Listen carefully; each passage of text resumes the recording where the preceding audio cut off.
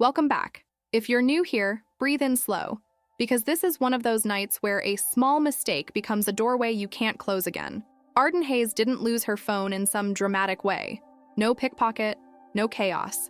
Just a meeting that dragged on, a client who wouldn't stop talking, and an elevator that shut 1 second too early. She realized it in the lobby, when the cool marble under her heels suddenly felt like ice. No phone. Her life lived inside that rectangle. Contacts, drafts, tomorrow's deck, the voice note she'd recorded to calm herself down after the last breakup that never quite stopped hurting. And the worst part? The floor she'd left it on was now restricted. Building policy, security said with a sympathetic shrug that did nothing to lower her pulse. Arden wasn't the type to panic publicly. She was the woman people hired to keep panic from spreading. Director of strategy at a luxury marketing firm, the closer who could turn impossible timelines into signed contracts. She nodded, thanked security, and walked upstairs with her shoulders straight like she wasn't internally calculating every disaster that could happen if her phone ended up in the wrong hands.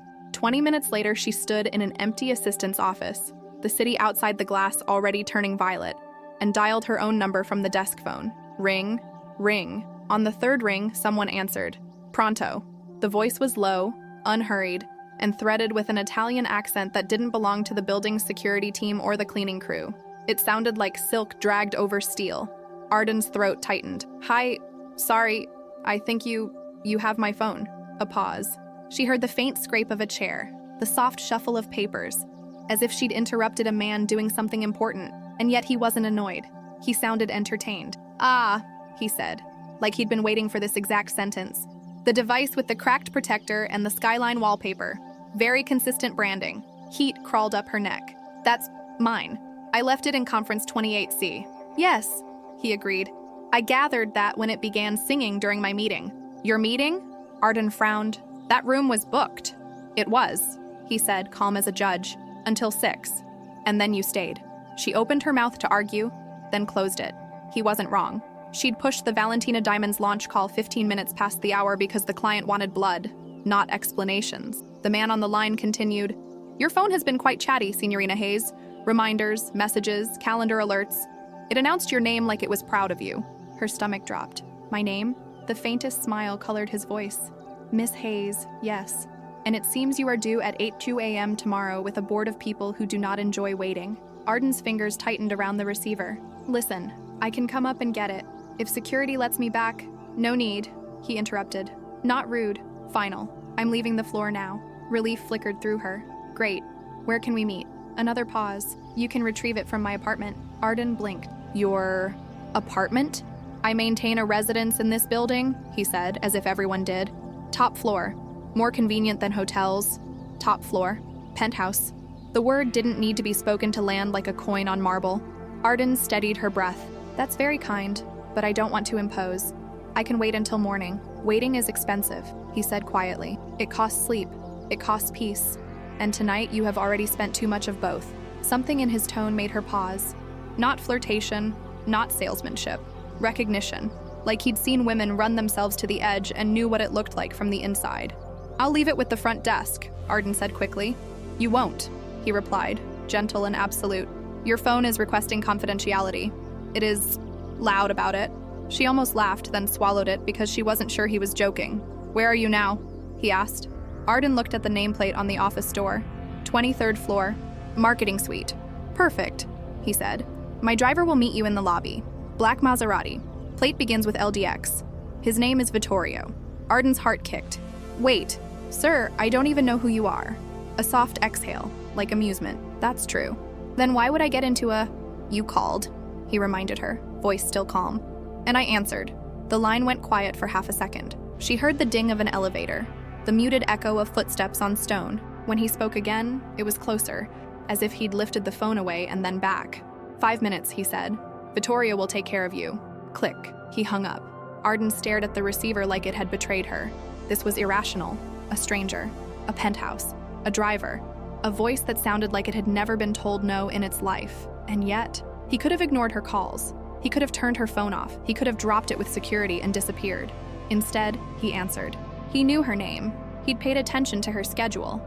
And he'd moved the pieces like this situation was already solved. Arden collected her bag, checked herself in the elevator mirror out of stubborn pride, and went down. The lobby was nearly empty. Outside, Manhattan was alive in that relentless way. Headlights, neon, people moving like the city was a bloodstream and they were cells that didn't know they were part of something larger. A black Maserati slid to the curb with a silence that felt expensive. The driver stepped out. Older, silver at the temples, suit tailored the way old money is tailored. No flash, no mistakes. He opened the passenger door and bowed his head slightly. "Miss Hayes?" "Yes." "Vittorio," he said, as if the name came with a promise. "He is expecting you." Arden sat, leather embracing her like a quiet threat. The air smelled faintly of bergamot and smoke, expensive cologne that didn't try too hard. They drove. Not the way rideshares drive, stopping, hesitating, apologizing for traffic, but like the city owed them lanes. Like lights changed because someone asked them to. They entered a glass tower Arden had passed 100 times without truly noticing. No bright sign, no lobby crowd. Just a discreet security presence that watched her with quick assessment, then looked away as soon as Vittorio produced a card. Private elevator. No buttons. Vittorio tapped a code. The doors closed. The ascent felt too smooth, too fast. Arden's reflection stared back at her, composed on the surface, curious underneath. She hated curiosity. It got people killed in bad stories. But this didn't feel like a bad story. It felt like a story that was about to become expensive. The elevator opened directly into a penthouse. Floor-to-ceiling windows. A view that made the city look like a glittering map someone could fold and put in their pocket. Art on the walls. Real, not, "Look how rich I am" art. But pieces chosen with taste. Everything was minimal, precise. No clutter, no softness. A man stood by a bar of dark stone with a lowball glass in his hand. Arden's phone lay beside it like a surrendered weapon. He turned. Tall, dark hair pushed back as if he never needed to check a mirror. Suit cut so well it looked like it belonged to his body, not the other way around. And his eyes, deep, quiet, too observant. Not handsome in a harmless way. Handsome in a way that made people straighten their posture without understanding why. "Miss Hayes," he said, "you arrived exactly when you were supposed to." Arden didn't like the flutter that created in her ribs. "You're the one who answered." He smiled slightly. "Yes." She stepped forward, careful. "Thank you for keeping it safe." He lifted the phone, then didn't hand it to her right away. Instead, he studied her for a beat too long, like he was reading the space between her sentences. "You negotiated the Valentina account today," he said casually, as if discussing the weather. Arden's brows lifted. "How do you—" "The building carries sound," he replied. "And some voices carry farther than others. Your client was loud. You were not. That is why you won." The blunt praise made her cheeks warm against her will. "You were listening?" "I was working," he corrected. "And then your phone interrupted me 4 times. It insisted I pay attention." Arden held out her hand. "I'd like it back." He placed it in her palm, but his fingers brushed hers with deliberate gentleness. "Not an accident. Not a grab. A test." "Luca DeSantis," he said, as if offering a business card in human form. "I believe introductions should happen eventually." Arden nodded. "Arden Hayes, obviously." His eyes flicked to her smile, then back to her eyes. "Yes, obviously." The quiet in the penthouse felt heavier than any crowd. Arden realized she was aware of everything. Her own breathing, the city humming below, the way Luca stood positioned where he could see the elevator and the windows at the same time. This wasn't a man who sat with his back to a room. "I should go," Arden said too quickly. "Have you eaten?" Luca asked, as if her words hadn't existed. Arden blinked. "No, I was going to grab something."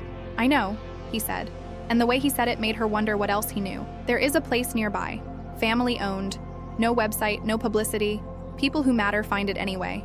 "I can't," she started. "I have work." "You have a life," he interrupted softly. "And tonight it's been treated like a machine. Allow me to be the interruption for once."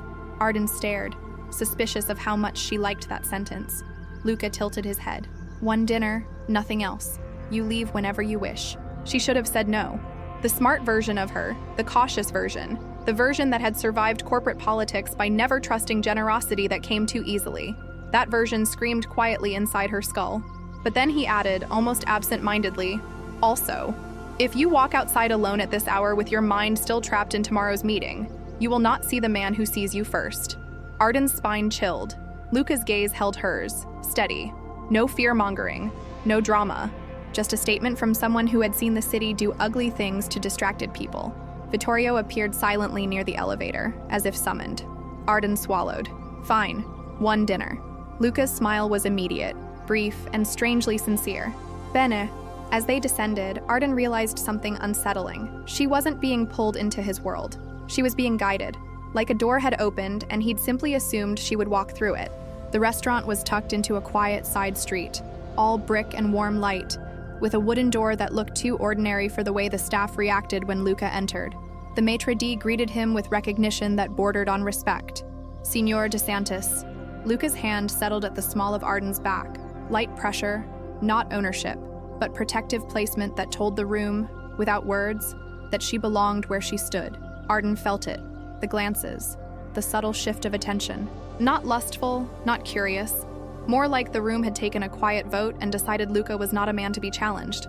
At the corner table, wine appeared without asking. Food arrived that tasted like memory and craftsmanship. Figs, prosciutto so thin it dissolved, risotto that made Arden close her eyes without meaning to. Luca watched her reactions like they were important. "You enjoy sincerity," he said, as if confirming something.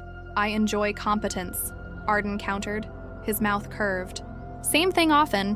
They talked about work, about the way luxury brands sold fantasies, about the ugliness underneath high-end when it was only a mask. Luca listened the way powerful people listen, not waiting to speak, but actually collecting information. At one point, his phone buzzed. He glanced, and for a second, his face emptied of warmth. Not angry, not scared, focused. He answered in Italian, voice low. Arden caught words like tonight, move, secure. She didn't understand the language enough to translate, but she understood urgency. When he hung up, the warmth returned like a curtain drawn back into place. "Business?" Arden asked lightly. "Always," Luca said, then softer. "But not right now." The way he said it made the restaurant feel suddenly smaller, the air denser. When Luca walked her to her building later, the city wind cut between them, carrying sirens and the smell of rain. At the entrance, Arden hesitated. She didn't want the night to end. She didn't know why that was true so quickly, and that terrified her more than the penthouse had. "Thank you," she said, "for the phone, for not being weird about it." Luca's eyes warmed. "I am plenty of things. I try not to be careless." He lifted her hand and pressed a kiss to her knuckles. Not showy, not forced. Old world, and somehow more intimate than a mouth-to-mouth kiss would have been. "Tomorrow," he murmured. Arden's breath caught. "Tomorrow." Luca stepped back, nodded once, like an agreement had been signed, and walked away. Arden watched the taillights disappear into traffic, phone heavy in her purse, heart doing something inconvenient in her chest. She went upstairs telling herself it was only a strange evening. She didn't know yet that her small mistake had put her on the radar of a man who treated coincidence like a tool. And men like that didn't do anything by accident. Morning tried to pretend nothing had happened. Arden woke to sunlight cutting across her apartment floor and the familiar vibration of work notifications, emails, calendar pings, a Slack message from her assistant asking for the updated launch deck. Normal life. And yet, the moment she sat up, she could still hear that voice saying her name like it belonged to him for 1 second. Miss Hayes. She checked her phone, half expecting a message from Luca DeSantis, half hoping there wouldn't be one, because wanting one felt like losing a battle she hadn't agreed to fight. Nothing. By the time she reached the office, she'd nearly convinced herself it had been an odd New York evening, the kind you tell your friends as a story and then file away. Then she caught the faintest trace of bergamot on her blazer collar, and her memory snapped back into focus. His hand at her back, the quiet respect in the restaurant, the view from a penthouse that made the city look small. "You look refreshed," her assistant Jonah said as he handed her coffee. His tone was teasing, but his eyes were sharp. "Either you slept for 12 hours or someone interrupted your routine." Arden slid into her chair, forcing calm. "I misplaced my phone yesterday." Jonah's brows lifted. "That's not a routine interruption. That's a crisis." "It's handled." Jonah leaned on her desk, grin widening. "Handled by who?" Arden opened her mouth and stopped. She wasn't sure how to say. An Italian man with a penthouse and a voice like a warning label. She chose the simplest truth. "Someone returned it." Jonah studied her for a long beat, then nodded like he'd filed the mystery away for later gossip. "Well, whoever they are, they saved your morning. You have a client call in 10 and the deck is—" "I know," Arden cut in, already pulling up the file. The day roared over her like a tide.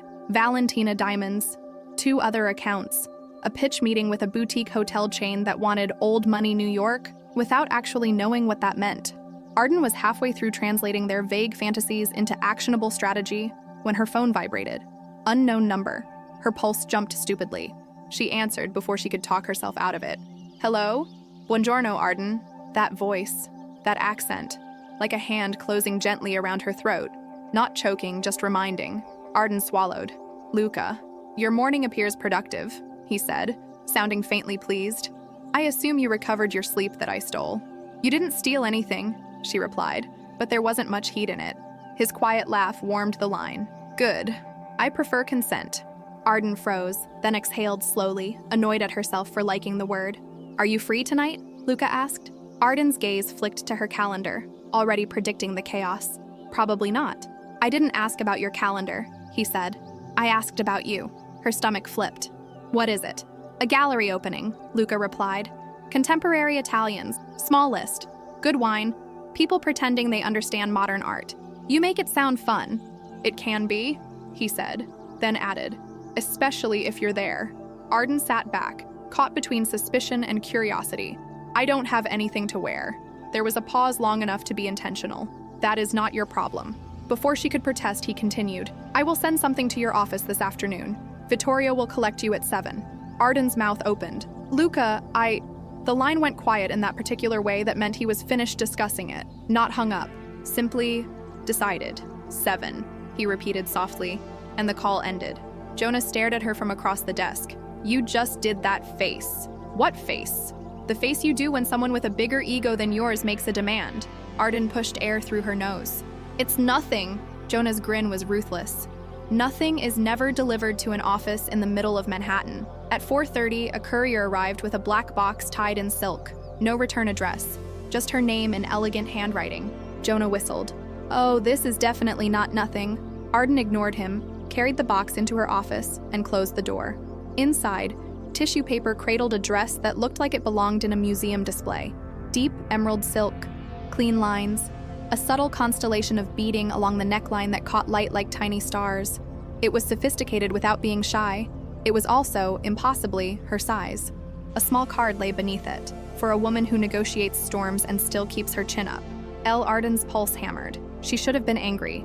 She should have been unnerved by the precision, by the fact that Luca had noticed her body the way he noticed everything else. Instead, she felt seen in a way that was both flattering and dangerous. At 7, Vittorio was waiting in the lobby as if time bent for him. Different car tonight, sleek black sedan, quieter, more discreet. The Chelsea Gallery was housed in a converted warehouse. Inside, the air smelled like champagne and fresh paint. The crowd was curated, not large. People who looked like they belonged on magazine covers without needing to try. Luca found her immediately, appearing at her shoulder as if he'd been watching the door. Arden turned, and for a moment her brain stalled. He wasn't in a suit this time. Dark tailored trousers, black coat, crisp shirt open at the collar. The absence of a tie made him look less corporate and more personal, more dangerous, because it suggested he didn't need armor. His eyes dropped to the dress, then lifted to her face. Perfect. Arden forced her voice to work. You sent me an expensive piece of clothing without asking. Luca's mouth curved. I asked in the only way that mattered. I watched you accept. You're insufferable, and you look like trouble, he replied softly, and the way he said it didn't sound like an insult. They walked through the gallery as if it belonged to them. Luca introduced her to people with names she recognized from business pages. Founders, investors, a museum patron whose donations had built entire wings. Arden held her own because she was Arden, because strategy was her language, and because Luca's presence beside her felt like quiet permission to be bold. When a man in a designer suit lingered too close, Luca didn't glare or posture. He simply stepped half a foot nearer to Arden and placed 2 fingers at the small of her back, subtle as punctuation. The man drifted away. Are you always like this? Arden asked under her breath. Like what? Appearing the moment someone forgets how to behave. Luca's gaze stayed on the artwork, but his voice turned intimate. Only when something is worth the interruption. Later, on a quieter balcony away from the crowd, Arden leaned on the railing and looked down at the city glittering below. Luca stood beside her, one hand in his coat pocket, the other holding 2 glasses of wine. You're not telling me everything, she said. Luca handed her a glass. What would you like to know? What you do, Arden replied. Really? His eyes found hers, steady. I solve problems that polite channels don't solve. That's vague. It's accurate, he said. And it keeps you safe. Arden's chest tightened at the word safe, as if he'd offered it like a gift. On the ride home, she watched Luca's profile in the reflections of the window. He looked calm, but alert, always aware, always scanning. A man who could enjoy art and still calculate exits. At her building entrance, Luca walked her to the door again. "Thank you," Arden said, and her voice surprised her with sincerity. Luca stepped close enough that her breath caught. "You belong in rooms like that," he murmured. "Not because I brought you, because you changed the temperature when you entered." Arden blinked fast, caught off guard by how much she needed to hear that. His hand rose slowly, giving her time to step back. She didn't. He cupped her jaw, thumb resting lightly near her cheekbone, and kissed her. Not rushed, not hungry, controlled, as if restraint was a skill he'd practiced for years and was choosing to set aside just this once. Arden's hands found his coat without permission from her brain. The city noise faded. When they broke apart, Luca's forehead rested lightly against hers. "Buonanotte," he whispered. Arden swallowed. "Good night." He left her with the scent of his cologne and a kiss that felt like a contract she hadn't read but had already signed. The next morning, 24 roses arrived at the office. Cream and blush, arranged with precision. A card. "Beauty deserves to be surrounded by beauty." Jonah leaned in her doorway like he'd been waiting his whole career for this moment. Okay, who is he? And is he adopting interns? Arden stared at the flowers, equal parts thrilled and wary. "I don't know who he is," she admitted quietly. Jonah's grin fell a millimeter. "That's hotter and more alarming." Her phone buzzed. "Lunch today? Dress casual. Bring a jacket." Arden typed back before she could overthink it. "Where?" "Vittorio will collect you at noon." At noon, the car was waiting. This time a silver SUV, understated. Vittorio drove north toward the river. Arden watched the city change, glass towers thinning into marinas and docks. When the car stopped, Luca was already there on the pier in dark jeans and a white button-down, sleeves rolled to his forearms. He looked like he'd stepped out of a magazine that didn't exist for the public. "Cara mia," he said softly, and the endearment landed warm and intimate. Arden tried to sound unimpressed. "You have a driver for lunch dates?" "I have a driver for everything," Luca replied, then offered his hand. "Come." A yacht waited at the end of the dock. Not the biggest, not the loudest, the most controlled. Clean lines, pristine white hull, no unnecessary display. "This is your idea of casual?" Arden asked as he helped her aboard. "This is my idea of quiet," Luca corrected. On the water, Manhattan looked different, less like a monster and more like a skyline someone had built on purpose. Luca pointed out bridges, old warehouses converted into impossible apartments, historic piers that used to belong to shipping families. "You know the city like you're mapping it," Arden said. Luca's gaze stayed on the horizon. "I map everything I commit to." Lunch was perfect. Seafood, fresh bread, wine that didn't taste like expense so much as patience. Luca asked about Arden's childhood, her ambitions, what she wanted when she wasn't performing competence for other people. Arden found herself answering in a way she hadn't planned. When she asked him about his own future, his smile turned unreadable. "My future," he said slowly. "Depends on choices I haven't made yet." Then his phone vibrated. He read the message and his expression sharpened. A blade sliding quietly from its sheath. He stood. "Forgive me." He stepped onto the upper deck and spoke in Italian, voice low and urgent. Arden caught pieces. Timing, location, important. Tonight. When he returned, he was calm again, but the calm had weight. "Everything okay?" Arden asked. "Yes," Luca said, "and it will stay that way." There was a difference between those statements. Arden felt it in her bones. Back at the marina, Luca's fingers laced with hers as they walked off the yacht. "Come to my apartment," he said. "Change for this evening. Rest."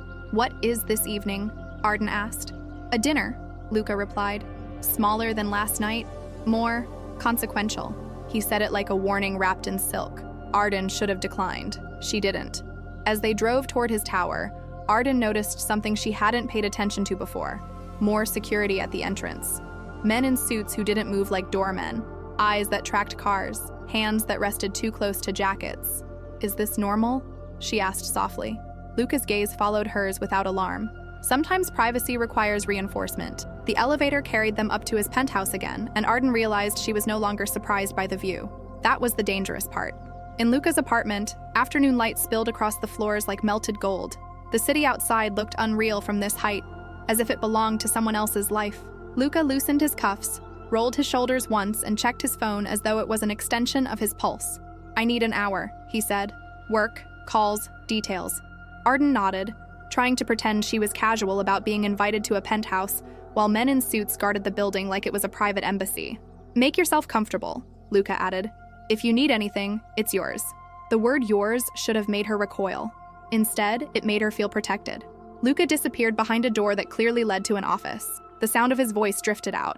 Italian, controlled, occasionally sharp with authority.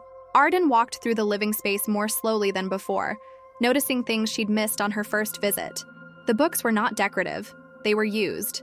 Spines creased, pages marked with tiny slips of paper. Philosophy, economics, history, language manuals. A thick binder labeled in Italian, the title too formal to be casual. And tucked between them, photographs. Not glossy society images. Family snapshots. A younger Luca on a fishing boat, sunburned and laughing with men who had weathered faces and proud eyes. A wedding in a coastal town, women in lace, men in suits that looked inherited, children climbing olive trees as if gravity was negotiable. It was the first softness she'd seen in his world. From the office, his tone shifted. One call warm and affectionate, the next clipped and urgent. Arden didn't understand the words, but she understood hierarchy. He was the axis. When Luca reappeared an hour later, he looked composed again. Tie straight, expression calm, but his calm had the same feel as reinforced concrete. Solid because it had to be. "Ready?" he asked. Arden exhaled. "I still don't know what I'm walking into." Luca smiled faintly. Sometimes that's the only way something new can happen. Vittorio drove them to another tower, one so discreet it might as well have been invisible. A private elevator took them up. When the doors opened, Arden's breath caught. This penthouse dwarfed Luca's. Not louder, just bigger, wider, more like a museum that happened to be inhabited. Terraces wrapped around the space, offering a full sweep of the city lights. Art on the walls belonged behind glass. The air smelled like money that had been earned and money that had been inherited. The guests were not simply rich, they were consequential. Arden recognized a face from financial television, a man whose investments could move markets, a woman whose foundation had influenced education policy across continents, a tech founder whose products lived in millions of hands, a designer whose name didn't just sell clothing, it shaped culture. And they were comfortable here, which meant this was their habitat. Luca moved through the room like a man among peers, not begging for attention, not demanding it, simply existing with the quiet gravity of someone whose presence was assumed. He introduced Arden without embellishment. "This is Arden Hayes," he said. "She sees what people buy and understands why they need it." It wasn't a compliment.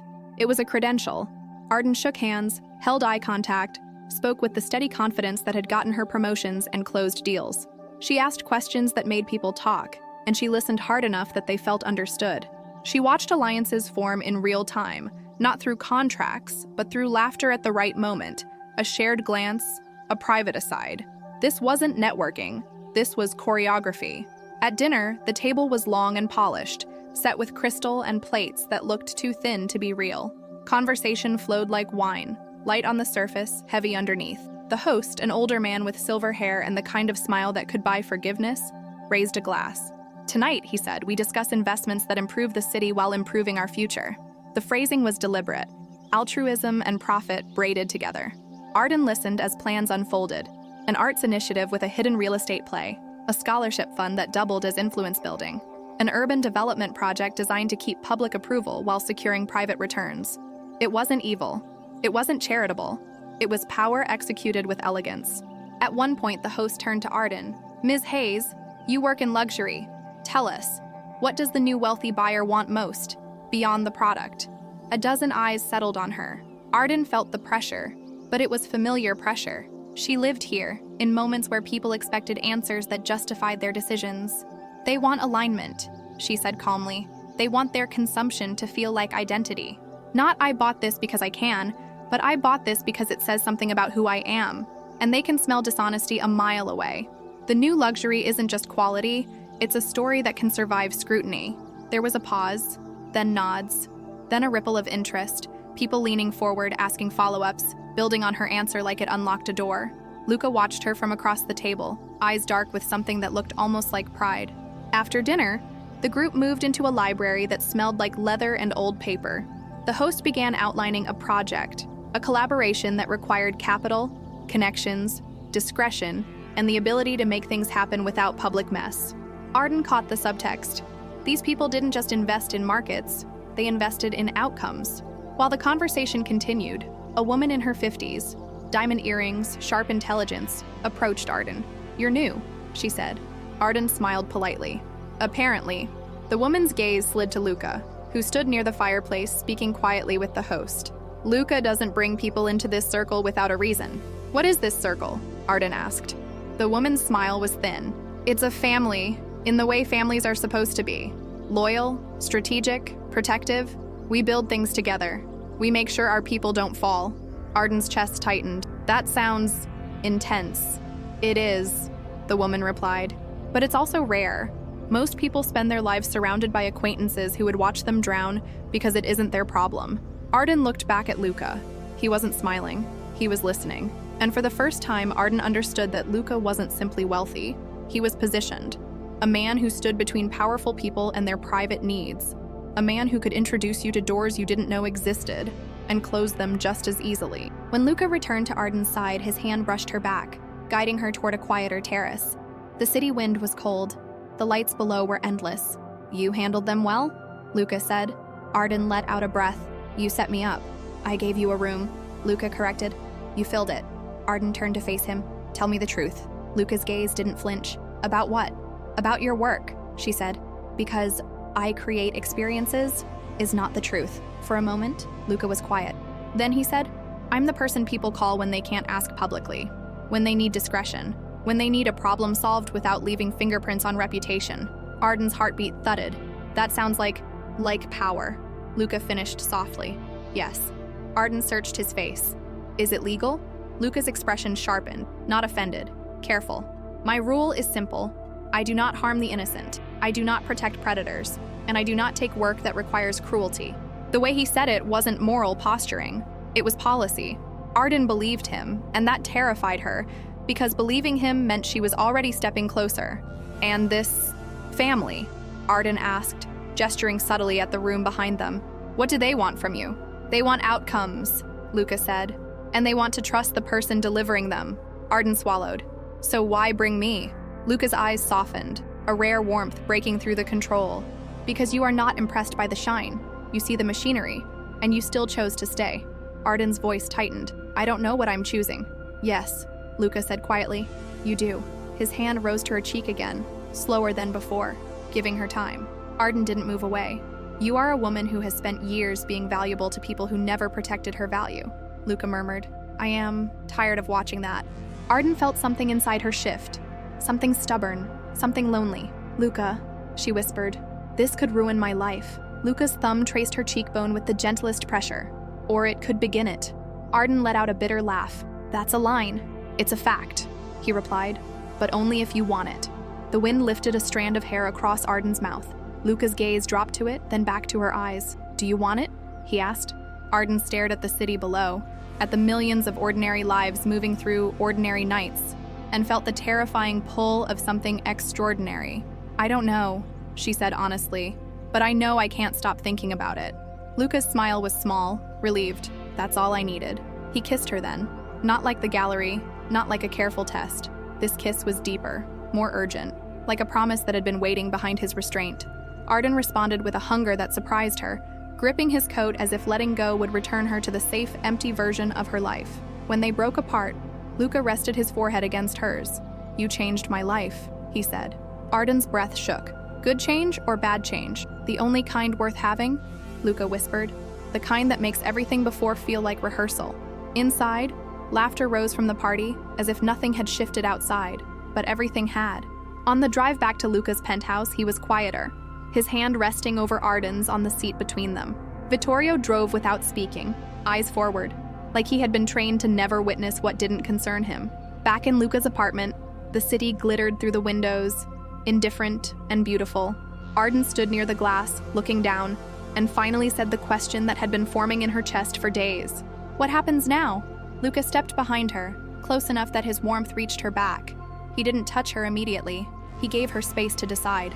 "Now," he said softly, "I start showing you the real shape of this world. Who moves it? Who pretends they don't? Who gets hurt when the wrong people win?" Arden turned slowly. "And me?" Luca's eyes held hers like an anchor. "You decide what role you want. You can walk away tonight and I will never contact you again." Arden's chest tightened. "You would actually let me go?" "Yes," Luca said. And it was the first time she heard something like vulnerability under his control. "Because the only thing I won't do is cage you." The honesty hit her like a wave. Arden stepped closer, and this time she touched him first, fingers curling lightly at his lapel. "I want to understand," she said. "I want to know what you really are." Luca's exhale sounded like relief. "Careful," he murmured. "Understanding changes people." "I'm already changed," Arden whispered. Luca's smile returned, warmer than she'd seen it yet. "Then welcome." He kissed her forehead, a quiet seal. "Your new life starts the moment you stop calling it an accident," he said. Arden looked down at the phone in her purse, heavy, harmless, ridiculous, and felt a strange laugh rise in her throat. A forgotten phone, a closed elevator door, one small mistake, destiny dressed up as coincidence. And now, with Luca's hand in hers and the city spread out below like a kingdom of lights, Arden realized the truth she'd been trying to avoid since the first time he said her name. Some doors only open once. And she wasn't the kind of woman who wasted an open door.